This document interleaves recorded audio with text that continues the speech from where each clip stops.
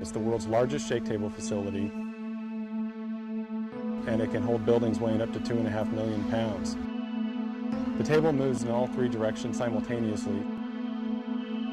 It's the first wood building of this size that's ever been tested.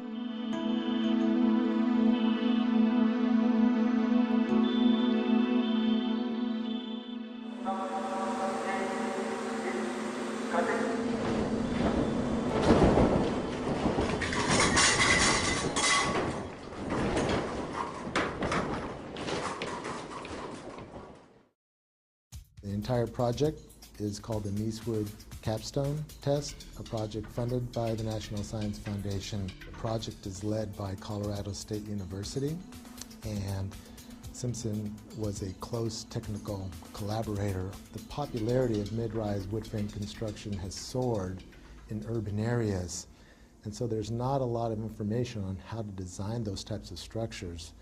So the information gathered from this testing is going to be absolutely critical. The condominium tower was built as a actual condominium would be constructed with 23 1- and 2-bedroom living units. We're testing a 7-story, 23,000 square foot, 800,000 pound building in 3 dimensions. This collaboration with all the folks involved is really going to culminate in a test that's going to show how our products perform in a very severe seismic event. The forces of an earthquake on a structure of this size create a lot of secondary forces inside of the building, and the only way to hold those forces together is with connectors such as the ones that Simpson Strong Tie makes and provides. In this building, we have a wide variety of Simpson Strong Tie products, from large hold-down rods that run 7 stories up to the roof, known as ATS, or anchor tie-down system. We have a number of shear transfer elements in here, and straps and the floor plates to help tie the floor plates to the shear walls. In short, we're building what we call a complete load path. This building, the Niecewood Capstone building, is designed using a performance-based seismic design philosophy. It's a method to design specifically for, or explicitly maybe, for performance of the building.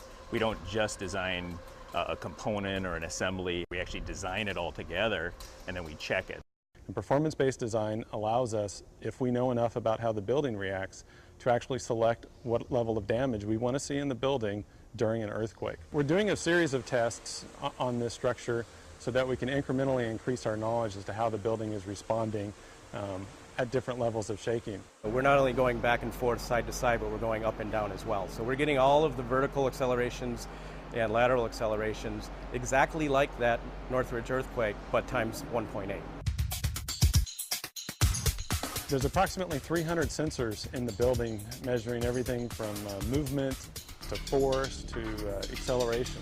Once that data and information is gathered, then it can be used to develop new design procedures and new construction methods. So we're able to take what the engineers have modeled, compare it to how the building actually performed, and that's going to give us a lot of great data for years and years to come. What we're really doing here is we're demonstrating that you can build a 6-story or even a 7-story possibly wood structure in a high seismic zone and have it perform how you want. It's safe, it's cost effective, and frankly they're very little damage. Really, for 5% or less in your construction material costs in the beginning of the building, you can not only save the occupants of the building, but you can also save the structure. This test will change the way light frame wood is designed over the next 10 years.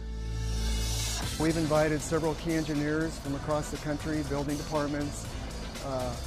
There's folks from all over the world coming to see this. When you see an actual test, the impact that has on you is so significant that it really makes you think twice about what you put down on paper.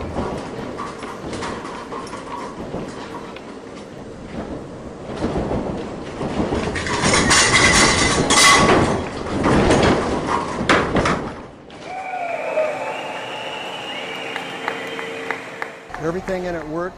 There's minimal damage to the inside of the building, minimal damage to the outside of the building.